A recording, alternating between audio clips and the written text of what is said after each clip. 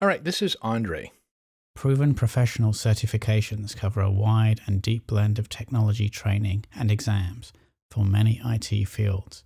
Now, he's given me a really good recording because he's using a fantastic microphone and there's no room noise. However, there's a ton of low-end energy and that makes his voice almost too resonant. Now remember, we said the main part of a male voice starts at 150 hertz. That means we probably don't need frequencies below that. Audition shows me what frequencies each slider affects. I'm just going to take down everything below 100 hertz.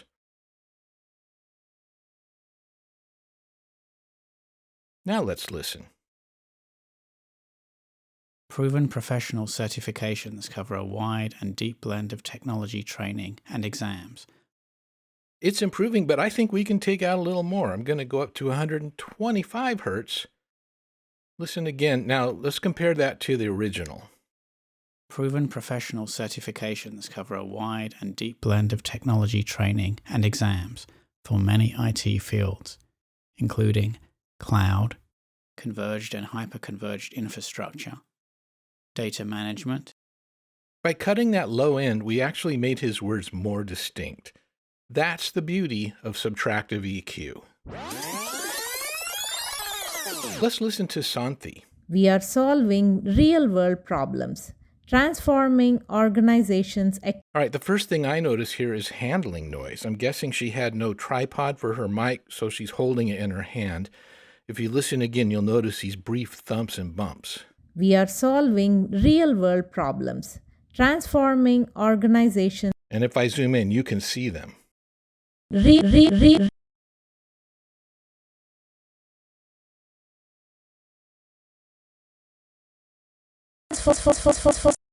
So this is a perfect case for subtractive EQ. Handling noise like that, and same for plosives, it's low end. So let's take that out with favorites, high pass. A high pass filter blocks low frequencies and lets only the high ones pass through to your ears.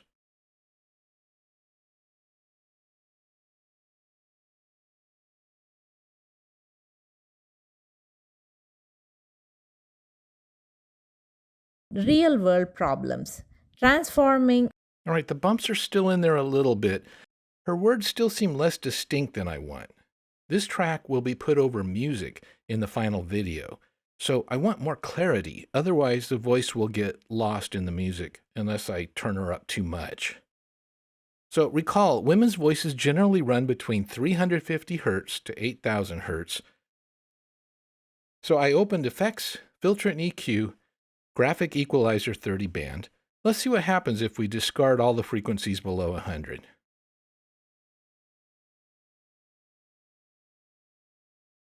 Playback. We are solving real-world problems. There you go, just a bit clearer. But we can do more. Generally speaking, the clarity part of human speech falls between 1,000 hertz and 4,000 hertz. Women's voices generally center near 2,000 hertz. Let's boost that frequency and see what it does. I'll play it with no adjustment and then turn on the frequency shift partway through so you can really hear the difference. We are solving real-world problems, transforming organizations across the globe, saving lives. That sounds clearer. And with music under, it will still sound very natural. So, to hear more clarity, you can boost between 1,000 and 4,000. This is the art of EQ. We subtracted here, we added there, but we did it all judiciously. Sibilance refers to S sounds that seem overemphasized. Yes, I know. Every one of you is sitting out there thinking, what won't happen to me? Let's listen to VK. We are doing the unthinkable, the unimaginable. We're solving real-world problems, transforming organizations across the globe, saving lives. It's a lovely read. VK is very expressive. But we have one problem sibilant that just jumps out on the word across. Transforming organizations across the globe. Fricatives are the part of speech that help us distinguish between F and TH or F and S. So, F versus S. These sounds occur between 5,000 and 7,000 hertz. When curing sibilants, target narrowly. We want to kill the snake, but not those other consonants. Audition has an effect that specifically targets sibilants. This saves time, but again, if you don't have Audition, you can still target this 5 to 7 kilohertz range in whatever software you have. Effects, filter and EQ, sibilant softener, de-esser. I like this because it displays sound energy in real time. Let's play our problem area with the de-esser applied. We're solving real-world problems, transforming organizations across the globe. It did de-emphasize the S in problems, but it's not touching that bad S in across. But because of its display, I can see why. Watch here when I play it again. When we get to the S in across, one frequency will spike. Transforming organizations across the globe. And again. Transforming organizations across. So that looks to me like it's at about 4,800 hertz. So let's move our notch slider over there and then see how that sounds. The globe. Transforming organizations across the globe. Transforming. There you go. Subtractive EQ for the win.